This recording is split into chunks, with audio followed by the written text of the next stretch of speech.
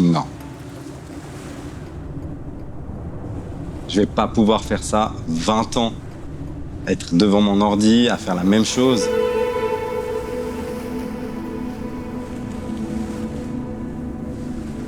Non, c'est pas pour moi.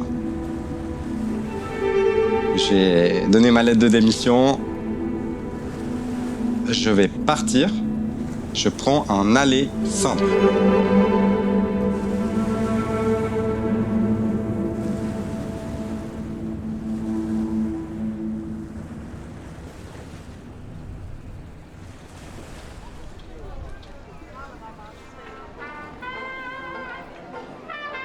J'ai toujours senti, en fait, au fond de moi, que j'étais plutôt, bon avec mes mains.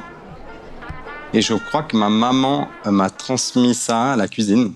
Elle a toujours été présente, très bonne cuisinière d'ailleurs. Je peux que me dédicacer aussi tout ça à ma mère parce qu'elle nous a toujours invités en fait dans la cuisine, tout petit, à toucher, à faire des recettes, à pas avoir peur en fait d'essayer. Et c'est vrai que j'ai toujours aimé ça.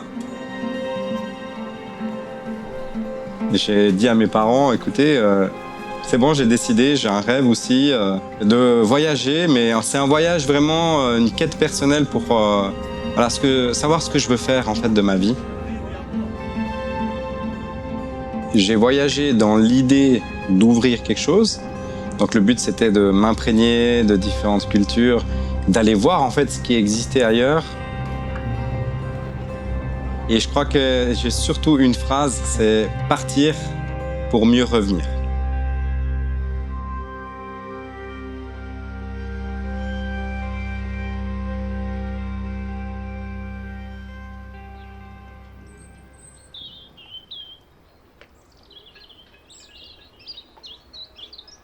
J'ai fait une dizaine de pays, presque 11 mois, à peu près 11 mois de voyage. En sac à dos, à découvrir différents pays. C'est vrai qu'essentiellement, je suis resté en Amérique latine. Et franchement, c'était incroyable. Les rencontres, la richesse des cultures. Ce qui m'avait marqué vraiment le plus, ils ont un rapport au temps qui est totalement différent, quoi. Et ça change tout. Et c'est vrai qu'au Pérou, il y avait vraiment un waouh. Et ça faisait très longtemps que j'ai pas ressenti autant d'émotion en mangeant quelque chose. C'était juste dingue. Un ceviche, on peut pas passer à côté d'un ceviche sans faire waouh. C'est tellement simple comme plat, brut, mais tellement bon. J'ai pu aider une fois dans une auberge à Cusco à faire des cocktails, des pisco sour. J'ai appris à faire plein de trucs.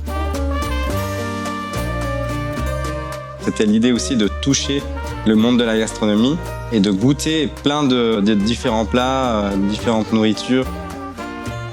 J'ai vécu beaucoup d'émotions aussi à travers la nourriture et je crois que c'est ce qui marque le plus quand on voyage. Et franchement, c'était incroyable le Pérou pour ça.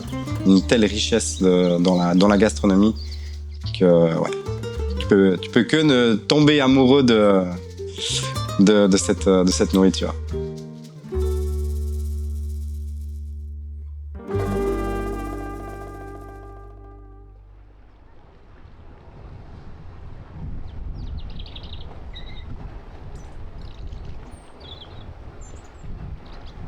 Donc oui, le retour assez brutal. Tu te remémores un peu le voyage, tu es un peu nostalgique. Mais d'un autre côté, peut-être c'était aussi une chance, une opportunité que j'ai eue, c'est que je suis pas rentré seul. J'avais quelqu'un avec moi, avec qui j'allais avoir une famille, qui croyait aussi en mon projet. Il y avait un petit bébé aussi qui arrivait.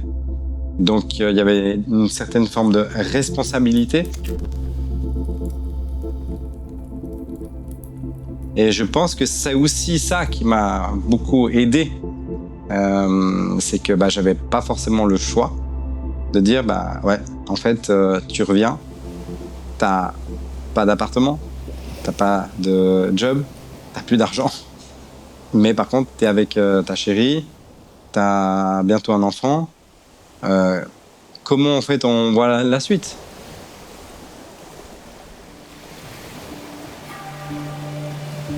J'ai travaillé aussi en restauration, j'ai fait une formation de barman professionnel.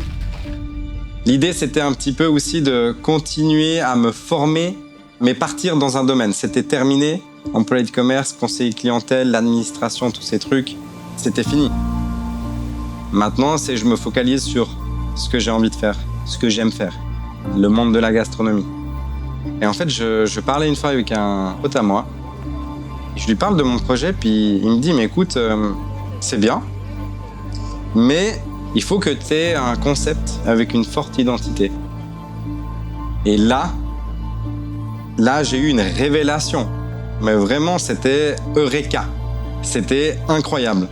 C'est comme si, en fait, ça m'a traversé l'esprit d'un coup. Et je me suis remémoré le voyage, surtout au Pérou. Je me voyais manger les ceviches, les pisco, l'ambiance latino. Et j'ai dit, mais oui, en fait, mais incroyable, bien sûr, le Pérou. Il y a clairement quelque chose à faire là-dedans, quoi. Mais je ne vais pas le faire n'importe où.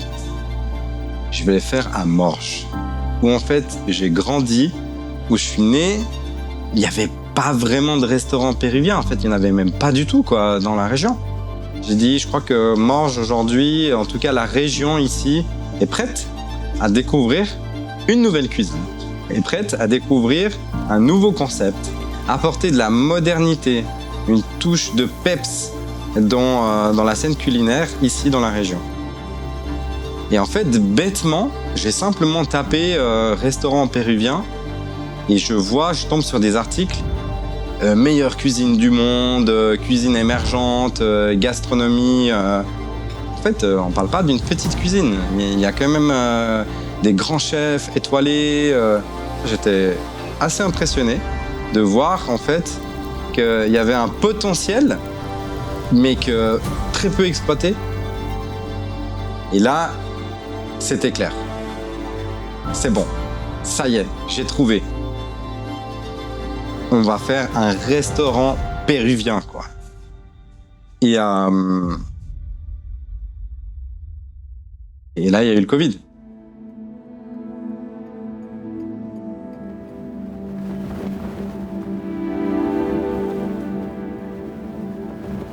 On a dû attendre. J'avais déjà avancé de l'argent avec l'architecte. J'avais déjà signé le bail à loyer. Est-ce que c'était vraiment le bon moment de lancer? Est-ce que c'était le bon choix d'ouvrir un restaurant? Ouais, là, il y a beaucoup de questions qui se posent.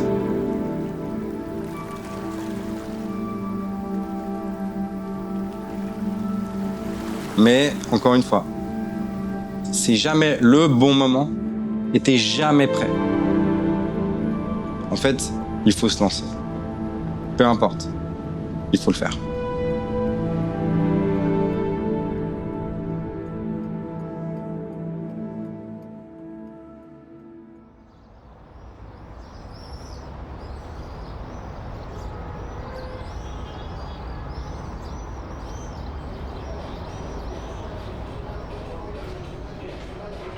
L'ouverture du restaurant est tombée pile au moment où le Conseil fédéral annonce la réouverture des restaurants à l'intérieur le 1er juin 2021.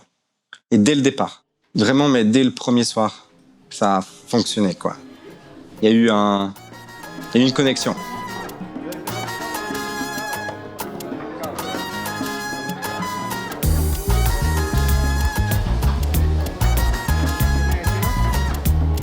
Et c'est là aussi on s'est rendu compte d'une chose avec la gastronomie, la restauration. Ils ont fermé parce qu'on n'était pas essentiel. Mais finalement, on s'est rendu compte que la plupart des moments se passent au restaurant. C'est un lieu vivant qui est essentiel pour le tissu social, en fait. Et depuis, en fait, c'est complet tous les soirs. Depuis 4 ans maintenant. Ouais, c'est incroyable.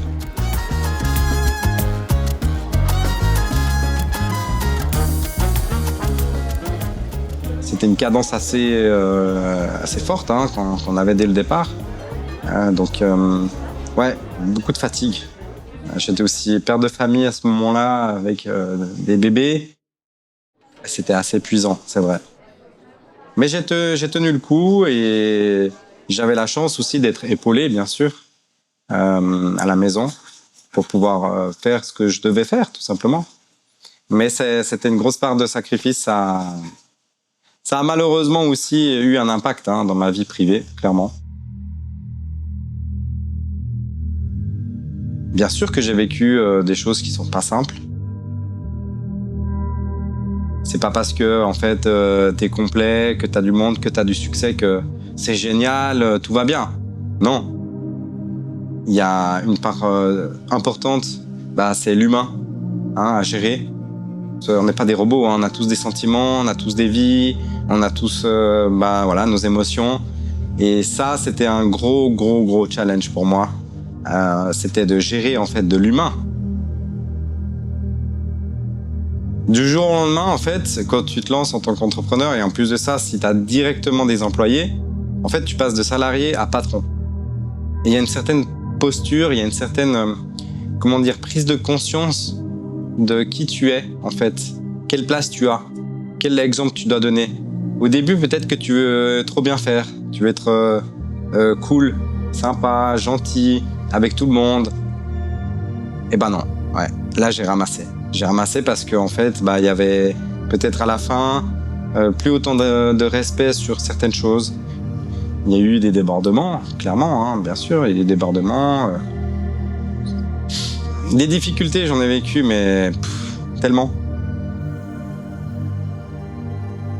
On est totalement dépendant de certaines machines. Bêtement, il suffit que le four il marche plus ou j'ai les feux qui cassent en plein service, on ne peut plus rien faire. On ne peut plus rien faire. Donc oui, c'est une perte sèche, directe. Ça, ouais, là t'as des gros coups de flip, vraiment. Et franchement, c'est tellement satisfaisant quand tu vois que tout fonctionne.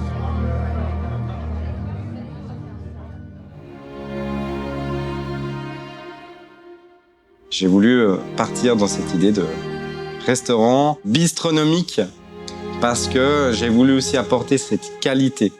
Vraiment apporter quelque chose de qualitatif. Mettre en avant la cuisine péruvienne telle qu'elle est. Je pense qu'au-delà du Pérou, c'est vraiment transmettre ce que j'ai ressenti, ce que j'ai vécu. C'est cette ambiance aussi. C'est pas juste que la nourriture, mais c'est aussi l'ambiance. D'être dans un décor et un endroit où on est dépaysé. Vraiment, l'idée, c'était de voyager. Faire voyager les clients. Et qu'ils oublient en fait qu'ils sont à Morges. Tout simplement. L'instant d'un repas, d'un moment. C'était vraiment la valeur que je voulais transmettre. Donc oui, Guanaco, c'est un rêve qui continue. Et aujourd'hui, même encore, je rêve des fois de tout ce que j'ai fait et je me rends compte que c'est là, c'est réel, quoi. C'est vrai, en fait. J'ai pas l'impression d'avoir passé du rêve à la réalité. C'est comme si, en fait, le rêve, il est en continu, quoi. Mais maintenant, je le vis. Vraiment, en fait. C'est ça qui est incroyable.